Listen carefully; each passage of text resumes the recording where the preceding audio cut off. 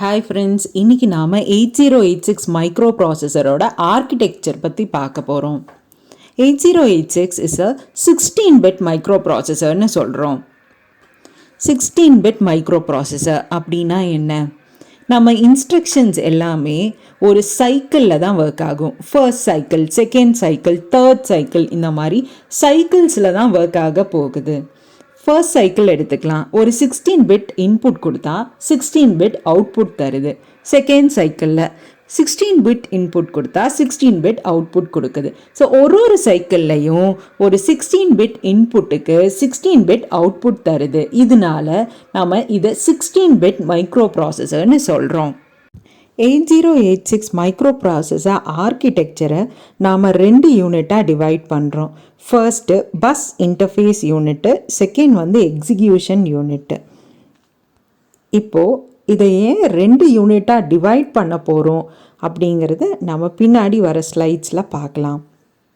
First bus interface யூனிட்னா என்னன்னு பார்க்கலாம். Bus interface யூனிட்டுங்கிறது ஒரு இன்டர்ஃபேஸ் மாதிரி ஆக்ட் பண்ணுது. மைக்ரோ ப்ராசஸருக்கும் எக்ஸ்டர்னல் டிவைசஸ்க்கும் ஒரு இன்டர்ஃபேஸாக ஆக்ட் பண்ணுது. இந்த பஸ் இன்டர்ஃபேஸ் யூனிட் தான் நம்ம இன்புட் அவுட்புட் டிவைஸ் கிட்டேருந்தோ எக்ஸ்டர்னல் டிவைஸ் கிட்டேருந்தோ இல்லை மெமரியிலேருந்தோ ஃபெச் பண்ணிட்டு வருது. இன்ஸ்ட்ரக்ஷன்ஸோ டேட்டாவையோ ஃபெச் பண்ணிட்டு எக்ஸிக்யூஷன் யூனிட்டுக்கு கொடுக்குது. இந்த எக்ஸிக்யூஷன் யூனிட் என்ன பண்ணுதுன்னா இந்த இன்ஸ்ட்ரக்ஷன்ஸை எக்ஸிக்யூட் பண்ணுது. ஸோ எக்ஸிக்யூஷன் யூனிட் டைரெக்டாக இன்புட் அவுட்புட் டிவைஸ் கோடையோ எக்ஸ்டர்னல் டிவைஸ் கோடையோ மெமரி கோடையோ ஆக்ட் பண்ணுறது கிடையாது. இந்த பஸ் இன்டர்ஃபேஸ் யூனிட் மூலமாக தான் எல்லா இன்ஸ்ட்ரக்ஷன்ஸும் நம்மளுக்கு எக்ஸிக்யூஷன் யூனிட்டுக்கு கிடைக்கிது. இப்போ ஒரு இன்ஸ்ட்ரக்ஷனை இந்த பிஐயு ஃபெச் பண்ணிட்டு எக்ஸிக்யூஷன் யூனிட்டுக்கு கொடுத்துருச்சு. அது இந்த எக்ஸிக்யூஷன் யூனிட் எக்ஸிக்யூட் ஆகி முடிக்கிற முடியும் வெயிட் பண்ணணுமா அப்படின்னா தேவையில்லை. பஸ் இன்டர்ஃபேஸ் யூனிட் நெக்ஸ்ட் இன்ஸ்ட்ரக்ஷனை ஃபெச் பண்ணி வைக்கும். இப்போது ஆர்கிடெக்சரை ஏன் 2ஆக டிவைட் பண்ணியிருக்கோம் அப்படின்னு பார்த்தா பைப்லைனிங் பண்ணுறதுக்காக அப்படின்னு சொன்னோம். ஒரு இன்ஸ்ட்ரக்ஷனும் பார்த்தீங்கன்னா 3 சைக்கிளில் எக்ஸிக்யூட் ஆகும். First one is fetch cycle, second decode cycle, third execute cycle. So fetch cycle நடக்கும்போதே டீகோட் பண்ணலாம், டீகோட் பண்ணும்போதே எக்ஸிக்யூட் பண்ணலாம். ஸோ இங்கே எக்ஸாம்பிளுக்கு நம்ம வாஷிங் மிஷினை கொடுத்துருக்காங்க. ஸோ 3 லோட்ஸ் இருக்குது. ஸோ இந்த ஃபர்ஸ்ட் லோடில் வாஷிங் மிஷினில் வாஷிங் பண்ணுது. இப்போ செகண்ட் லோடில் பார்த்தீங்கன்னா ஃபர்ஸ்ட் லோடில் ட்ரையிங் அண்ட் ஃபோல்டிங் பண்ணும்போதே செகண்ட் லோடில் வாஷிங் பண்ணுது. இப்போ தேர்ட் லோடில் பார்த்தீங்கன்னா செகண்ட் லோடில் ட்ரையிங் ஃபோல்டிங் பண்ணும்போது இங்கே வாஷ் பண்ணுது தேர்ட் லோடில். ஸோ இதுதான் பேரலல் ப்ராசஸிங்னு சொல்கிறோம்.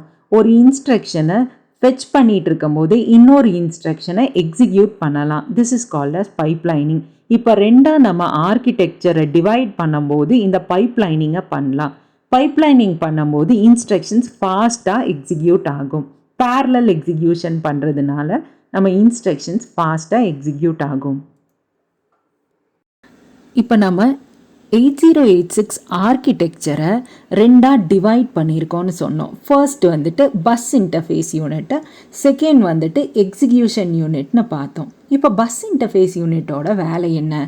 பஸ் இன்டர்ஃபேஸ் யூனிட்டு இந்த சிஸ்டம் பஸ் மூலியமாக அதர் டிவைசஸ் கூட கனெக்ட் ஆகிருக்கு. மெமரி அண்ட் பெரிஃபரல் டிவைஸ் கூட கனெக்ட் ஆகிருக்கு. இப்போ இந்த பஸ் இன்டர்ஃபேஸ் யூனிட்டு அதுலேருந்து இன்ஸ்ட்ரக்ஷன்ஸை ஃபெச் பண்ணிட்டு நம்ம எக்ஸிக்யூஷன் யூனிட்டுக்கு தரப்போகுது. பஸ் இன்டர்ஃபேஸ் யூனிட்டு மற்ற டிவைஸ்லேருந்து இன்ஸ்ட்ரக்ஷன்ஸை ஃபெச் பண்ணிட்டு எக்ஸிக்யூஷன் யூனிட்டுக்கு தரும். எக்ஸிக்யூஷன் யூனிட் டைரெக்டாக ஃபெச் பண்ணாது. இந்த பஸ் இன்டர்ஃபேஸ் யூனிட் தான் மற்ற மெமரியிலேருந்து எக்ஸ்டர்னல் டிவைஸ்லேருந்து ஃபெச் பண்ணிட்டு எக்ஸிக்யூஷன் யூனிட்டுக்கு தரும். ஓகே, இந்த எக்ஸிக்யூஷன் யூனிட்டுக்கு பஸ் இன்டர்ஃபேஸ் யூனிட்டு இன்ஸ்ட்ரக்ஷன்ஸை தந்துருச்சு. நெக்ஸ்ட் என்ன பண்ணும்? எக்ஸிக்யூஷன் யூனிட்டை இந்த எக்ஸிக்யூட் பண்ணும். அதாவது இந்த இன்ஸ்ட்ரக்ஷன்ஸை எக்ஸிக்யூட் பண்ண ஆரம்பிச்சிடும். இப்போது இது எக்ஸிக்யூட் பண்ணிகிட்ருக்கு. எக்ஸிக்யூஷன் யூனிட்டு எக்ஸிக்யூட் பண்ணிகிட்ருக்குன்னு வச்சுக்கோங்க. அப்போ பஸ் இன்டர்ஃபேஸ் யூனிட்டு சும்மாவாக இருக்கும்? பஸ் இன்டர்ஃபேஸ் யூனிட்டு அது முடியும் சும்மா இருக்கணும்னு அவசியம் கிடையாது.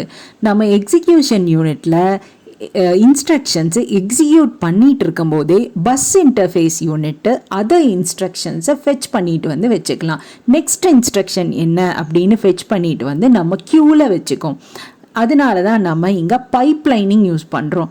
அதாவது எக்ஸிக்யூஷன் யூனிட்டு இன்ஸ்ட்ரக்ஷன்ஸை எக்ஸிக்யூட் பண்ணிட்டு இருக்கும்போது பஸ் இன்டர்ஃபேஸ் யூனிட்டு இன்னொரு இன்ஸ்ட்ரக்ஷனை ஃபெச் பண்ணிட்டு வந்து க்யூவில் வச்சுருக்கோம் பேரலலாம். இதனால் ப்ராசஸ் பண்ணுற டைமு ரொம்ப கம்மியாக இருக்கும். ஒரு இன்ஸ்ட்ரக்ஷனை எக்ஸிக்யூட் பண்ணும்போதே இன்னொரு இன்ஸ்ட்ரக்ஷன் நெக்ஸ்ட் இன்ஸ்ட்ரக்ஷனை ஃபெச் பண்ணிட்டு வரதுனால இந்த ஃபெச்சிங் டைம் வந்து ரொம்ப கம்மியாக இருக்கும். இதுக்கு தான் நம்மளுக்கு பைப்லைனிங் தேவை. அதனால தான் இந்த ஆர்கிடெக்சரை ரெண்டாக டிவைட் பண்ணியிருக்கோம். யூனிட்டில் எக்ஸிக்யூட் பண்ணுறதுக்கும் பஸ் இன்டர்ஃபேஸ் யூனிட்டில் இதை ஃபெச் பண்ணிட்டு வந்து க்யூவில் வச்சுருக்கிறக்கும் நாம் இதனால தான் இந்த 8086 ஆர்கிடெக்சரை ரெண்டாக டிவைட் பண்ணியிருக்கோம். நெக்ஸ்ட் இம்பார்ட்டண்ட்டான கான்செப்ட் என்னென்னா மெமரி செக்மெண்டேஷன் இந்த ஆர்கிடெக்சரில் யூஸ் பண்ணுறாங்க. இப்போ நம்ம மெமரியை 4ஆக டிவைட் பண்ண போகிறோம். ஸோ என்னெல்லாம் செக்மெண்ட்ஸ் மெமரி செக்மெண்ட்ஸ் 8086 இருக்குன்னு பார்க்கலாம். ஃபர்ஸ்ட் வந்துட்டு கோட் செக்மெண்ட், செகண்ட் வந்துட்டு ஸ்டாக் செக்மெண்ட், தேர்ட் வந்துட்டு டேட்டா செக்மெண்ட் அண்ட் லாஸ்ட் வந்துட்டு எக்ஸ்ட்ரா செக்மெண்ட். இந்த மாதிரி 4 செக்மெண்ட்ஸாக நம்ம மெமரியை பிரிச்சிருக்கோம். ஏன் பிரிச்சிருக்கோம், இது ஏன் பிரித்து யூஸ் பண்ணுறோம் அப்படின்னா, இப்போ ஒரு புக்கு கொடுக்குறேன், அந்த புக்கில் 1 to 500 பேஜஸ் இருக்குது. 1 to 500 பேஜஸில் ஒரு இன்ஃபர்மேஷன் தேடி எடுக்கிறது ஈஸியாக இருக்குமா, இல்லை 1 to 10க்குள்ளே இந்த இன்ஃபர்மேஷன் இருக்குது அப்போ அதில் தேடி எடுங்கன்னு சொல்கிறது ஈஸியாக இருக்குமா? 1 to 10க்குள்ளே இருக்கிறது தான் ஈஸியாக இருக்கும் இல்லையா? ஏன்னா நம்மளுக்கு சர்ச் டைம் கம்மியாக இருக்கும். சின்னதாக இருக்கும்போது மெமரி வந்து சின்னதாக இருக்கும்போது நம்மளுக்கு சர்ச் டைம் கம்மியாக இருக்கும், ஃபாஸ்ட்டாக அதை ஆக்சஸ் பண்ணிக்கலாம்.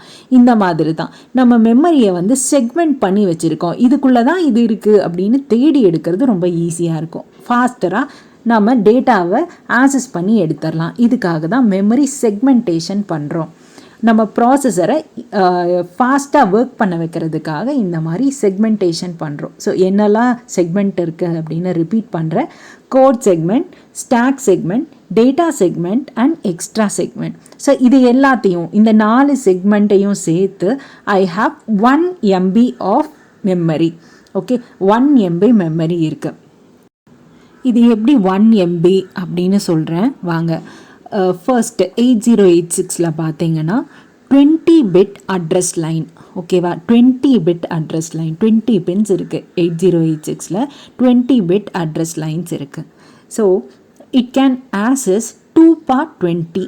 இப்போது 0 or 1 இருக்கும்ல, ஸோ 2x20 அட்ரஸ் லைன்ஸ் இருக்குது. Okay, 2x20 that is equal to 1024 KB, 1024 KB R it can be 1 MB. இதனால தான் இதில் 1 MB டேட்டா அப்படின்னு சொல்கிறோம். 1 MB டேட்டா சேவ் பண்ணலான்னு சொல்கிறோம். 8086 ஆர்கிடெக்சருக்குள்ளே போகிறதுக்கு முன்னாடி லாஸ்ட்டாக ஒரு விஷயம் தெரியணும். நாம் ஃபிசிக்கல் அட்ரஸை எப்படி கால்குலேட் பண்ணுறது அப்படிங்கிறத தெரியணும். Physical address is equal to segment address plus offset address. அதாவது எந்த செக்மெண்ட்டில் இருக்குங்கிறத அந்த செக்மெண்ட்டோட base address segment address plus offset அட்ரஸ்னால் அதுக்குள்ளே எங்கே பாயிண்ட் பண்ணியிருக்கு அப்படிங்கிறது ஆஃப்செட் அட்ரஸ். இது ரெண்டத்தையும் சேர்த்தது தான் நம்மளுக்கு ஃபிசிக்கல் அட்ரஸ். ஸோ ஆக்சுவலாக ஃபிசிக்கல் அட்ரஸ் எப்படி கால்குலேட் பண்ணுவோன்னா, physical address is equal to segment address into 10H hexadecimal, அதனால் 10H ப்ளஸ் ஆஃப்செட் அட்ரஸ். இதுதான் வந்துட்டு நம்மளோட ஃபிசிக்கல் அட்ரஸாக இருக்கும். இப்போ நமக்கு 4 மெமரி செக்மெண்ட்ஸ் இருக்குது. இந்த 4 மெமரி செக்மெண்ட்டுக்கும் பாயிண்ட் பண்ணுறதுக்காக பாயிண்டர்ஸ் கொஞ்சம் இருக்குது. அது என்னெல்லான்னு பார்க்கலாம். ஃபர்ஸ்ட்டு கோட் செக்மெண்ட்டுக்காக instruction pointer, second stack pointer which points to stack segment. Okay, stack pointer which points to stack segment. Third என்னன்னா source index which points to data segment, and last destination index, DI destination index which points to extra segment. இப்போ நம்ம ஒரு recap பார்க்கலாம். 8086 micro processor ஆர்கிடெக்சருக்குள்ளே போகிறதுக்கு முன்னாடி 3 விஷயம் நம்மளுக்கு தெரிஞ்சிருக்கணும்னு பார்த்தோம். First pipelining. நம்ம 8086 ஆர்கிடெக்சரை 2ஆக பிரிச்சிருக்கோன்னு சொன்னோம். Bus interface unit and execution unit. Bus interface யூனிட்டையும் எக்ஸிக்யூஷன் யூனிட்டையும் ஏன் தனித்தனியாக வச்சுருக்கோன்னா பைப்லைனிங் பண்ணுறதுக்காக. ஒரு இன்ஸ்ட்ரக்ஷன் எக்ஸிக்யூஷன் யூனிட்டில் எக்ஸிக்யூட் ஆகிட்டு இருக்கும் போதே பஸ் இன்டர்ஃபேஸ் யூனிட் அடுத்த இன்ஸ்ட்ரக்ஷனை ஃபெச் பண்ணிட்டு வந்து நம்ம க்யூவில் வைக்கும். ஸோ பைப்லைனிங் பண்ணும். ஒரு விஷயம் எக்ஸிக்யூட் ஆகிட்டு இருக்கும் போதே இன்னொன்று ஃபெச் பண்ணிட்டு வந்து வைக்கும். இதுதான் பைப்லைனிங்கு. நெக்ஸ்ட்டு செக்மெண்டேஷன், மெமரி செக்மெண்டேஷன் பற்றி படித்தோம். ஏன் வந்து செக்மெண்டேஷன் பண்ணுறோம் அப்படின்னா மெமரியை வந்து ஈஸியாக ஆக்சஸ் பண்ணுறதுக்கு, ஃபாஸ்ட்டாக ஆக்சஸ் பண்ணி ஒரு இன்ஃபர்மேஷனை எடுத்துகிட்டு வர்றதுக்காக தான் நம்ம மெமரி செக்மெண்டேஷன் பண்ணுறோம். அது வந்து 8086 பண்ணுறோம். லாஸ்ட்டாக ஃபிசிக்கல் அட்ரஸை எப்படி கால்குலேட் பண்ணுறது அப்படிங்கிறத பற்றி பார்த்தோம். மெமரி செக்மெண்ட்டை பிரிக்கிறதுனால நம்ம மெமரி செக்மெண்ட்டை வச்சு நம்ம ஃபிசிக்கல் அட்ரஸை கால்குலேட் பண்ணோம். Physical address is equal to segmentation address plus offset அப்படிங்கிறத பற்றி பார்த்தோம். இதுதான் 8086 மைக்ரோ ப்ராசஸரோட ஆர்கிடெக்சர். இங்கே பார்த்தீங்கன்னா பஸ் இன்டர்ஃபேஸ் யூனிட்டுங்கிறது தனியாக இருக்கும் அண்ட் எக்ஸிக்யூஷன் யூனிட்டுங்கிறது தனியாக இருக்கும். நோட் பண்ணிக்கோங்க, கண்ட்ரோல் யூனிட்டுங்கிறது நம்ம எக்ஸிக்யூஷன் யூனிட்டுக்குள்ளே வருது. ஓகேங்களா? ஸோ இப்போது இந்த 8086 மைக்ரோ ப்ராசஸர் ஆர்கிடெக்சரில் என்னெல்லாம் இருக்குது அப்படிங்கிறத பற்றி பார்க்கலாம். Parts of the bus interface unit. Bus interface யூனிட்டில் என்னெல்லாம் பார்ட்ஸ் இருக்குது அப்படின்னா, first address generation circuit, second வந்து ஒரு ப்ரீஃபெச் கியூ இருக்குது, தேர்ட் ஒன் இன்ஸ்ட்ரக்ஷன் பாயிண்டர் இருக்குது, நெக்ஸ்ட்டு 4 செக்மெண்ட் ரெஜிஸ்டர்ஸ் இருக்குது. ஸோ இதெல்லாம் எதுக்கு எங்கெங்கே இருக்குது அப்படிங்கிறத பற்றி இந்த ஆர்கிடெக்சருக்குள்ளே பார்க்கலாம். ஃபர்ஸ்ட் வந்து அட்ரஸ் ஜென்ரேஷன் யூனிட். ஸோ இந்த அட்ரஸ் ஜென்ரேஷன் யூனிட்டில் தான் நம்ம ஃபிசிக்கல் அட்ரஸை கால்குலேட் பண்ண போகிறோம். நான் சொன்னேன்ல, physical address is equal to segment address plus ஆஃப்செட்டுன்னு பார்த்தோம்ல, அது வந்து இந்த அட்ரஸ் ஜென்ரேஷன் யூனிட்டில் தான் பண்ண போகிறோம். ஸோ அது வந்து வெளியே இருக்க மெமரி ஆர் இன்புட் அவுட்புட் டிவைஸ்லேருந்து ஃபெச் பண்ணிட்டு வந்து அந்த ப்ரீஃபெச் கியூவில் கொடுக்கும். இதுதான் நம்ம 6 பைட் ப்ரீஃபெச் கியூ. 6 பைட்ஸ் இருக்குது, 6 byte prefetch queue next. Next 4 segment registers. நாம் பார்த்தோம்ல 4 செக்மெண்ட் ரெஜிஸ்டர்ஸ் இருக்குதுன்னு பார்த்தோம்.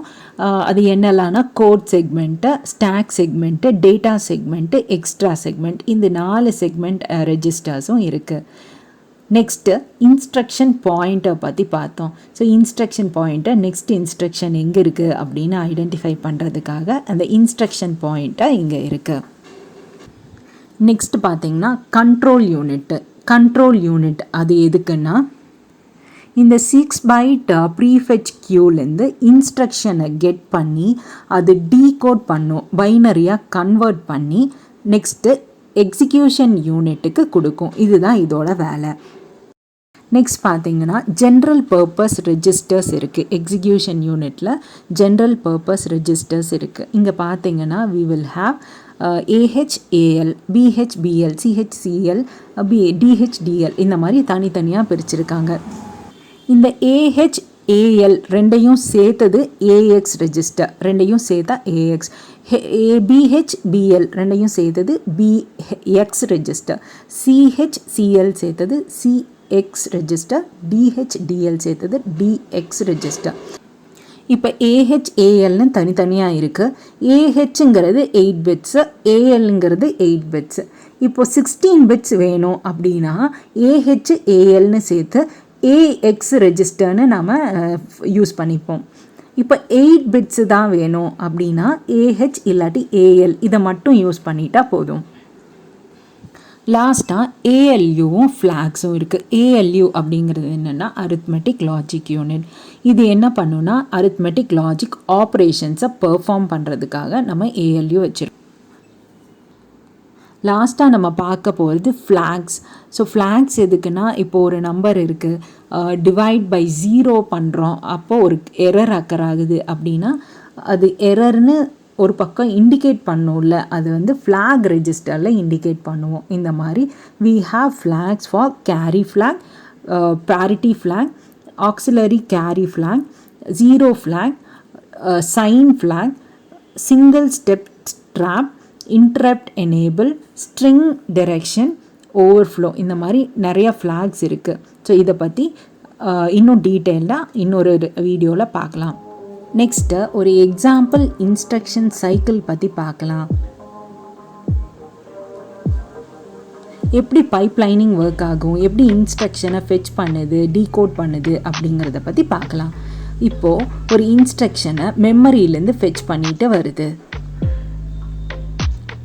எடுத்துகிட்டு வந்து நம்மளோட க்யூவில் போடுது. First instruction. இப்போது இந்த இன்ஸ்ட்ரக்ஷனை எக்ஸிக்யூட் பண்ணும்போதே நெக்ஸ்ட் இன்ஸ்ட்ரக்ஷனை போய் மெமரியிலேருந்து ஃபெச் பண்ணிட்டு வந்து இப்போது மறுபடியும் க்யூவில் வைக்குது. அந்த இன்ஸ்ட்ரக்ஷனை கொண்டு வந்து இப்போது மெமரியில் சேவ் பண்ண போகுது.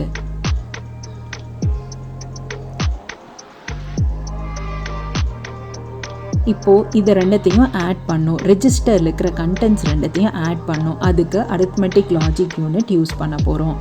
ரெண்டத்தையும் ஆட் பண்ணிவிட்டு இப்போது அதே கண்டென்ட்டை கொண்டு வந்து நம்மளோட ரெஜிஸ்டரில் மறுபடியும் சேவ் பண்ணுது.